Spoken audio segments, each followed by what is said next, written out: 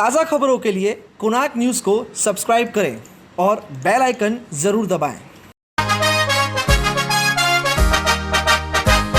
अपना शहर, अपनी बातें, अपना शहर, अपनी बातें, सुबह शाम हर रोज आपके लिए लाते, हम आपके लिए लाते। कहीं पे चोरी, कहीं पे डाका, ब्रेकिंग न्यूज में बघुन टाका, मंत्री मौजी पाड़े का काका, न्यूज अपनी चटपटा पटाका, पटा पटाखा पटा पटाखा। खबर दर खबर पहुँचे आपके घर, देखे न्यूज ये पूरा शहर। News, reviews and interviews, fresh and hot, without excuse. Without excuse, without excuse. So tune in, keep watching. पूरे शहर की बातें, अपना शहर, अपनी बातें, अपना शहर, अपनी बातें, सुबह शाम हर रोज आपके लिए लाते, हम आपके लिए लाते। कोणार्क, अपना शहर अपनी बातें। नमस्कार, मैं चेतना खत्री आप सभी का हार्दिक स्वागत करती हूं कोणार्क अपना शहर अपनी बातें में। तो आइए डालते हैं एक नजर आज की ताजा तरीन खबरों पे। कोणार्क, अपना शहर अपनी बातें। मनसे के युवा अध्यक्ष मनोज सेलार और कॉरपोरेटर रेखा ठाकुर ने स्कूलों में बच्चों के लिए भेजे जाने वाले मिड डे मील की सामग्री कम बेचे जाने का मामला उजागर किया है।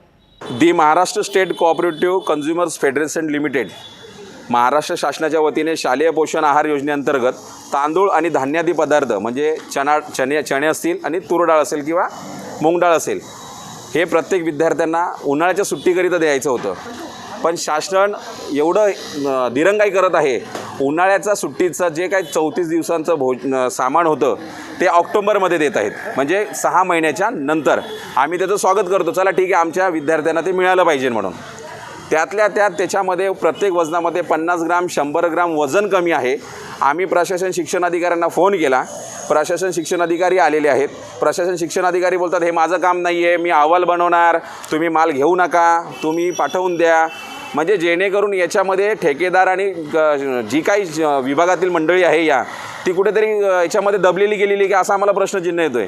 कारण याच्यावरती रीतसर त्यांना कारवाई करायची आहे। वजनमापे निरीक्षक असतील, स्थानिक पोलीस स्टेशन असेल, यांनी त्यांचा गुन्हा दाखल केला पाहिजे, कारण त्याच्यामधलं सामान हे कमी प्रमाणाचं आहे। आणि ते सांगतात आहे की त्यांनी शिक्षकांनी तसं लिहून द्यावं, याच्यामध्ये कुठल्याही प्रकारचं काही दिलेलं नाही आहे। याच्यामध्ये त्यांनी सरसकट सही घेतलेली आहे, प्रत्यक्ष माल चांगला आहे, मोजून घेतलेला आहे, संपलं। जो ठेकेदार ही गाडी घेऊन आलेला आहे त्याच्याकडे कुठल्याही प्रकारचं ओळखपत्र नाही आहे, त्याच्याकडे कुठल्याही प्रकारची वर्क ऑर्डरची झेरॉक्स नाही आहे, काही नसताना तो येतोय, देऊन जातोय, सामान घेऊन जातोय। म्हणजे उद्या जर काही प्रॉब्लेमॅटिक झालं तर शिक्षण विभाग हा झोपलेला आहे, महाराष्ट्र शासनाचा शिक्षण विभाग देखील झोपलेला आहे। आणि यामुळे विद्यार्थ्यांचं नुकसान 100% होणार। आणि प्रशासन शिक्षण अधिकाऱ्यावरती जर यांनी गुन्हा दाखल केला नाही या ठेकेदारावरती, तर आम्ही प्रशासन शिक्षण अधिकार शिक्षण विभाग यांच्या विरोधात तीव्र आंदोलन करू आणि उद्भवणाऱ्या परिस्थितीत सर्वस्वी प्रशासन शिक्षण अधिकारी आणि उल्हासनगर महानगरपालिका प्रशासन जवाबदार असेल। इस विषय में हमने बातचीत की उल्हासनगर के शिक्षा अधिकारी से। आइए जानते हैं क्या है उनका कहना। सर, आज जो महाराष्ट्र शासनाकडून जो लहान मुलांना शिशु आहार येतो त्यामध्ये काहीतरी कमतरता आढळली, काय सांगणार या विषयावरती? तुम्ही शिक्षण अधिकारी आहात उल्हासनगर महानगरपालिकेचे, काय सांगणार?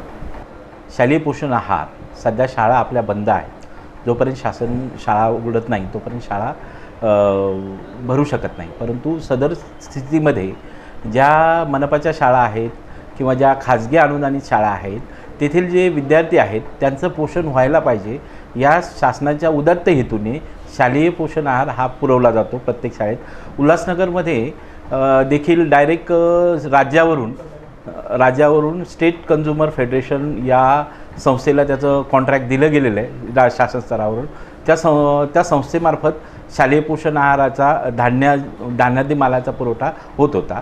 सदर ठिकाणी मनसेचं कार्यकर्ते, मनसेचे अध्यक्ष मनोज शेलार हे गेले आणि तिथे गेल्यानंतर त्यांना असं आढळलं की उडदाची डाळ 1200 ग्रॅम डाळ आहे असं त्यावर लिहिलेलं, परंतु 1200 ग्रॅम डाळीच्या ऐवजी ती डाळ 1150 ग्रॅमच आहे। किंवा प्रत्येक याच्यामध्ये 20 ग्रॅम 30 ग्रॅम असं घट आहे. मग इथं प्रत्यक्ष आल्यावर आम्ही असं बघितलं की काही पॅकेटमध्ये घट आहे, 20 ग्रॅम 30 ग्रॅम काही पॅकेटमध्ये घट आहे, आणि काही पॅकेटमध्ये बघितलं तर काही पॅकेटमध्ये 20 ग्रॅम 500 ग्रॅम जास्त पण आहे. एकंदरीत ह्या मोठ्या प्रमाणाचं हे करताना काही याच्यात घट आहे आणि काही याच्यात जास्त आहे. तर जेवढी घट आहे त्याची आम्ही नोंद केलेली आहे आणि नोंद करून त्याचा पंचनामा केला आणि शासनाला त्याबाबत सदर संस्थेच्या किंवा अशाशी घट आहे तर आपल्या स्तरावरून आपण कारवाई करा असा आम्ही रिपोर्ट देतो आहे. कोणार्क अपना शहर अपनी बातें. मनसे के युवा अध्यक्ष पर हुआ जानलेवा हमला. आइए देखते हैं इसकी पूरी खबर. आम्ही मॉर्निंग वॉकला नेहमीप्रमाणे येत होतो. मंगळवारी पण सेम तसंच मी गेलेलो होतो. मंगळवारी मी घरी जाताना मला कैलास कॉलनीला अडवण्यात आलं. मला बिर्ला स्कूलचा रस्ता विचारण्यात आला. मी त्यांना उजव्या हाताने तुम्ही श्रीरामला जा आणि श्रीरामवरनं कल्याणला जा आणि कल्याणवरनं तुम्हाला बिर्ला स्कूल मिळेल, उल्हासनगरमध्ये बिर्ला स्कूल नाही आहे असं मी त्यांना सांगून पाठवून दिलं. पण त्यांच्या दोन्ही गाड्यांना नंबर प्लेट नव्हते. त्याच्यानंतर आम्ही परत आमचे मित्र आणि आम्ही सगळे परत मॉर्निंग वॉकला होतो. त्याच्यामध्ये थोडंसं संशयित वाटले. पण जेव्हा आज आम्ही सकाळी एक पूर्ण तो राऊंड मारला गोविंद पुलाचे ते स्मशानभूमीपासून रिटर्न जेव्हा आम्ही आलो तेव्हा मी उलट्या बाजूने होतो तर पाठीमागणं काही हल्लेखोर आलेत. त्यांनी तलवारी होत्या. समोरील ज्या लेडीज होत्या, महिला होत्या आणि पुरुष होते सगळे मॉर्निंग वॉकला येणारे, ती ओरडत होती. तर मी बोललो काय म्हणून मी पाठीमागे बघितलं.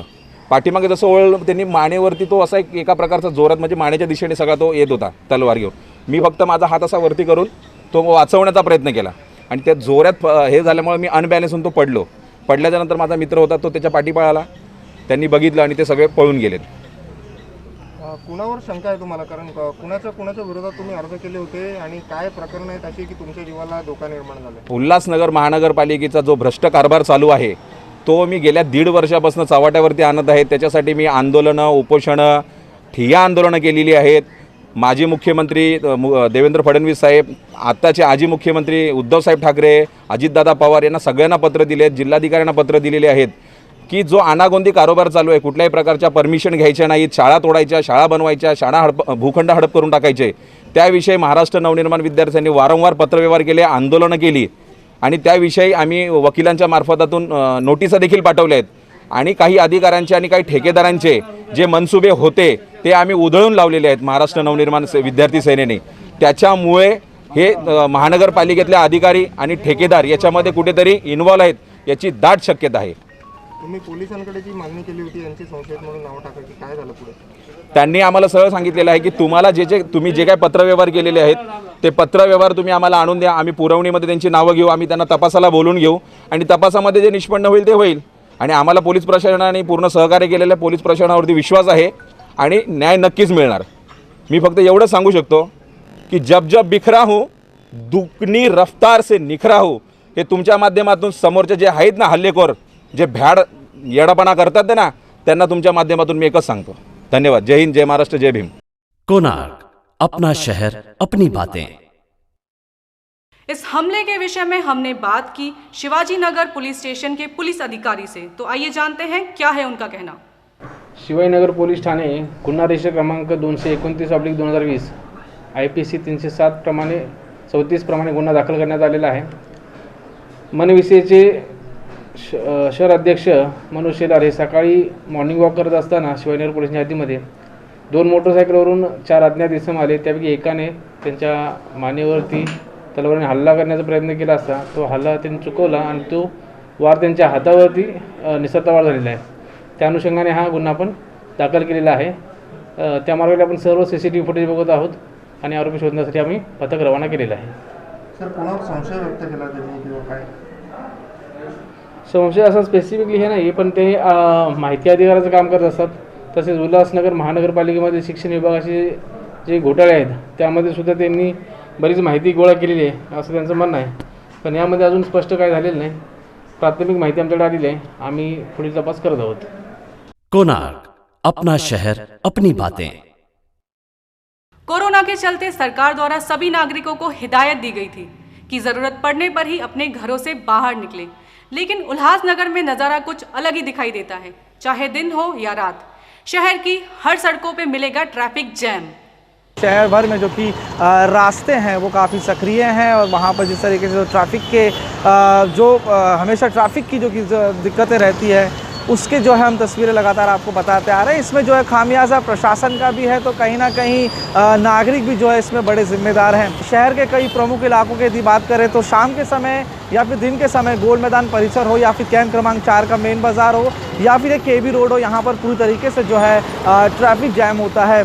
कई बार तस्वीरें ये सामने आई है कि लंबा ट्रैफिक जाम होने के बाद भी कोई ट्रैफिक विभाग का अधिकारी वहाँ पे मौजूद नहीं रहता ट्रैफिक को हल करने के लिए। कई बार तस्वीरें ऐसी भी सामने आई है कि जो खुद नागरिक हैं वो इस तरीके से ट्रैफिक को हल करते हुए नज़र आते हैं। बहरहाल यहाँ पर नागरिकों की भी गलती, जिस तरीके से पहले मैंने कहा कि P1 P2 के जो कि नियम दिए गए हैं उसका उल्लंघन किया जाता है, तो कहीं ना कहीं नागरिकों को भी ध्यान देना पड़ेगा। वहीं पे सबसे बड़ी जिम्मेदारी ये भी बनती है जो कि शहर में एक व्यापारिक शहर है, जो व्यापारी हैं जिस तरीके से उन्हें भी प्रशासन द्वारा जो टाइमिंग दिया गया है जो कि सामान लोडिंग अनलोडिंग का है उसका भी वो खुले तौर से उल्लंघन करते हैं, जिसके वजह से जो कि प्रमुख जो कि व्यवसाय वाले इलाके हैं, फिर उसकी बात करें आप 17 सेक्शन की बात करें, मोबाइल बाज़ार की बात करें या फिर आप ये प्रेस बाज़ार की बात करें या फर्नीचर बाज़ार की बात करें, इस तरीके के कई बाज़ार है जहाँ पर जो है लोडिंग अनलोडिंग के समय में भी बीच में टेम्पो ट्रक खड़ी कर दी जाती है, जिसकी वजह से ट्रैफिक लगातार बढ़ती जाती है। ऐसे में पवई परिसर में भी जो है शाम के समय में ये देखने को मिलता है, जो कि एक प्रमुख चौक है, प्रमुख इलाका है जहाँ पर ट्रैफिक का मजमा लगा रहता है, लेकिन उसे हल करने के लिए काफ़ी कम जो है ट्रैफिक विभाग के लोग देखने को मिलते हैं। तो मोटा मोटी बात यह है कि शहर में जो कि हालत है जिस तरीके से ट्रैफिक की, तो उसमें जो है प्रशासन को अपनी जो है कहीं ना कहीं नीति को बढ़ाना पड़ेगा। वहीं पर नागरिक जो है उन्हें अपनी लापरवाहियों से हटना होगा, वरना आप समझ सकते हैं कि जब आप ट्रैफिक में फंस जाते हैं तो उसमें ही आपको जो है निकलने में 20 से 25 मिनट लगते हैं। तो कब ये भी सोचिए कि गलती किसकी है। कोणार्क, अपना शहर अपनी बातें। कल्याण बदलापुर रोड के व्यापारी और राहगीर परेशान है रोड की धीमी गति से चलने वाले ड्रेनेज के काम के कारण। आइए देखते हैं इस पे स्पेशल रिपोर्ट। कोशिश ये रहती है हमारी कि हम आपको वो तस्वीरें बताएं जो आप भूल जाते हैं। बहुत बड़ी कार्रवाई KB रोड की हुई थी, जिसके बाद ये कहा गया था कि एक विकास की कार्रवाई है, उसमें कई लोगों के आशियाने टूट गए थे, कई लोगों के व्यवसाय, तो कई लोगों के जो व्यापार थे वो टूट गए थे और कई लोगों ने तो अपनी रोजी रोटी गंवा दी। आज उनकी क्या परिस्थिति है, किस प्रकार से वो रहते हैं, किस हालात में रहते हैं, इसका कोई पता नहीं, क्योंकि कार्रवाई हो जाने के बाद जनता भी नहीं चाहती कि हम कोशिश कर पाए, जान पाए कि इस कार्रवाई से आखिरकार उन्हें क्या मिला। ऐसे में कल्याण अंबरनाथ रोड जो कि KB रोड प्रसिद्ध रोड है, यहाँ के विकास कार्यों की लगातार तस्वीर हम आपको बता रहे हैं कि लंबा समय लग रहा है यहाँ के विकास कार्यों को लेकर। जिस तरीके से जो कार्य किए जा रहे हैं वो काफ़ी धीमी गति से किए जा रहे हैं। ड्रेनेज का काम यहाँ पर चल रहा है, लॉकडाउन के दौरान बंद था, लेकिन जैसे ही लॉकडाउन से थोड़ी राहत मिली तो कार्य फिर से शुरू हो गया। KB रोड में आप अक्सर आते जाते होंगे तो देखते होंगे कि वहाँ पर रास्ते के साइड में ड्रेनेज के काम चल रहे हैं बनाने के, जिसकी वजह से ट्रैफिक भी होती है। लेकिन इतनी बड़ी कार्रवाई के बाद आखिरकार क्या मिला वो हम आपको बताते हैं। जिस तरीके से जो काम जो है धीमा चल रहा है उसकी तो बात आप समझ ही सकते हैं कि जब गुजरते होंगे तो किस तरीके से यहाँ पे दिक्कतों का सामना करना पड़ता है ट्रैफिक के वजह से। और जो बड़े बड़े गड्ढे हैं रास्तों के बीच में, उससे कई लोगों ने जाने भी गंवाई है, जिसका इतिहास आपको शायद नहीं होगा। तो एक बार फिर से हम याद दिला देते हैं कि कई लोगों ने इस जगह पर जाने भी गंवाई है रास्तों की खराब हालतों के कारण। अब जो है ड्रेनेज के काम की हम आपको बताते हैं कि पहले से जो प्रक्रिया है कार्य की वो काफ़ी धीमी है, काफ़ी धीमी, इतनी धीमी है कि आने वाले और लगभग अगर हम अंदाज़ा देखें जिस तरीके से काम किया जा रहा है तो आने वाले और 3 से 4 साल कहीं नहीं जाएंगे इस ड्रेनेज के काम को पूरा करने में। वहीं पे जो काम कर दिया गया है ड्रेनेज का, जहाँ पर आधा अधूरा काम जो कि किया गया है, अब उसकी हालत हम आपको बता रहे हैं कि काम चल रहा है। देखिए किस तरीके का विकास होता है, काम चल रहा है, लेकिन जो काम हो गया है उसकी क्या हालत है वो तस्वीर हम आपको दिखाएंगे। ये देखिए यहाँ पर जो है ड्रेनेज के काम को पूरा किया गया है और पूरा कर देने के बाद अब इसकी जो परिस्थिति है वो हम आपको दिखाना चाहेंगे। आप ज़रा कैमरामैन से कहूँगा कि ये इस तरफ से आइए आप। ये जो है कभी ना सुधरने वाली परिस्थिति है या फिर आने वाले भविष्य में ये परिस्थिति थोड़ी अलग सी हो जाएगी। ये पूरा जो पट्टा है इसको पूरे तरीके से बनाया गया था। आप देख सकते हैं कि ड्रेनेज के लिए रास्ते को खोदा गया था और यहाँ पर जिस तरीके से जो कि विकास करने चाहिए था उसकी काम चलना था, मतलब ये काम पूरा हो चुका था। अब यहाँ पर क्या परिस्थिति आप देख लीजिए, किस तरीके से ये एक गंदगी का भंडार बन चुका है, पानी भर चुका है। देखिए बात ये है कि आप विकास के काम करते हैं तो आप उसके ऊपर देख रेख भी करें। ये नहीं कि आपने गड्ढे खोद दिए और आप खोदते जा रहे हैं और उसे बनाने में समय लगेगा और पीछे जो आप काम अच्छा करते आ रहे हैं वो आपका काम पूरी तरीके से बिगड़ जाएगा। यहाँ पर महत्वपूर्ण बात यह है कि जहाँ पर ड्रेनेज के कार्य को पूरा किया गया है केबी रोड में, वहाँ पर साफ़ सफाई करने में प्रशासन का या फिर क्या जाता है ये समझ में नहीं आता, क्योंकि जिस तरीके से आप काम करते जाएंगे विकास के नाम पर, लेकिन पीछे जो कि हालात रहेंगे वो इस तरीके से रहेंगे तो काम का, विकास का क्या लेना देना होगा, वो सोचने वाली बात है। आप देख लीजिए ये रास्ते को बनाया गया है, ड्रेनेज का यहाँ पे काम पूरा हो चुका है। आप देख सकते हैं कि वहाँ पर भी जो है पूरी तरीके से बना दिया गया है, लेकिन मुख्य जो की बात यह है कि आप यहाँ पर देख लीजिए ये पूरा चौकअप यहाँ से लगा हुआ है। ये गंदा पानी रास्ते पर यूं ही 24 घंटा बहता रहता है। तो अब देखना यह है कि धीमी गति से जो काम किया जा रहा है, जिसको और लंबा समय लगने वाला है, तो वहीं जो कि काम पूरा हो चुका है तो उसकी परिस्थिति में सुधार किस प्रकार से आता है, क्योंकि काम कर रहे हैं तो साफ़ सफाई करना तो कहीं ना कहीं प्रशासन की जिम्मेदारी बनती है।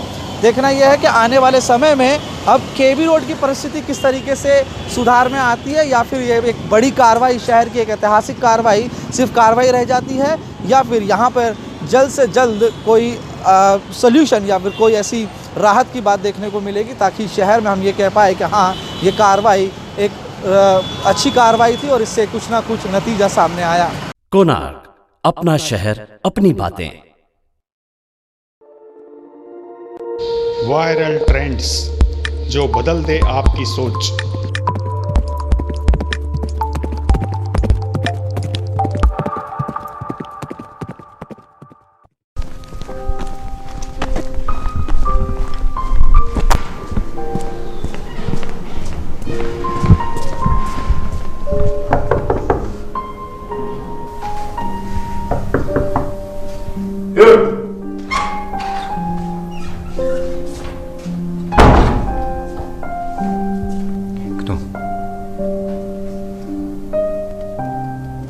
Vonez?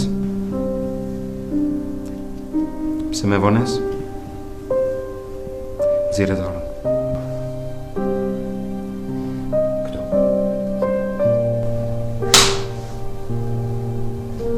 Shkallën. Edhe mos e përsërit më, qetësi.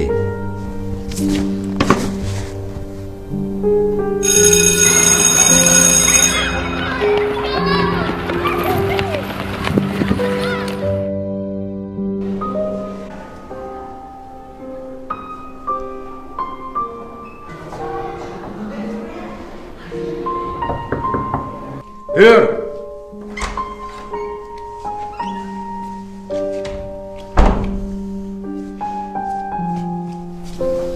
Prap me vones.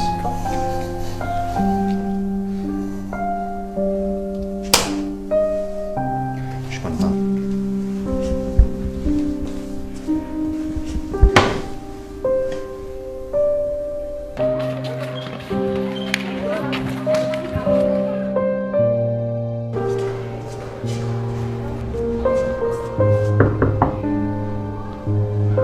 Hyr!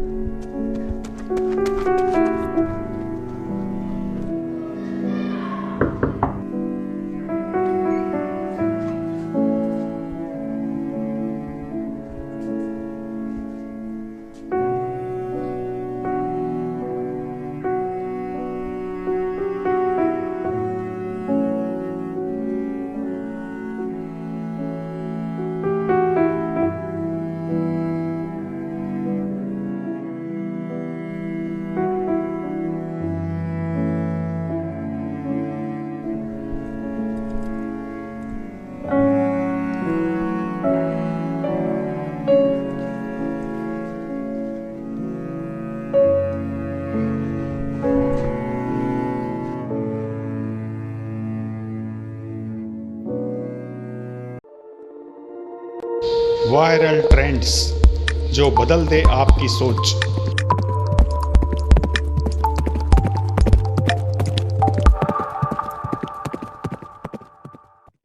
Konark, अपना शहर अपनी बातें। कोणार्क न्यूज के सभी दर्शकों को और वायुसेना के सभी सैनिकों को हम देते हैं वायुसेना दिवस की हार्दिक शुभकामनाएं। तो ये था हमारा आज का कोणार्क अपना शहर अपनी बातों का एपिसोड। फिर मिलेंगे नए एपिसोड में नई खबरों के साथ। तब तक मुझे दीजिए इजाजत। धन्यवाद।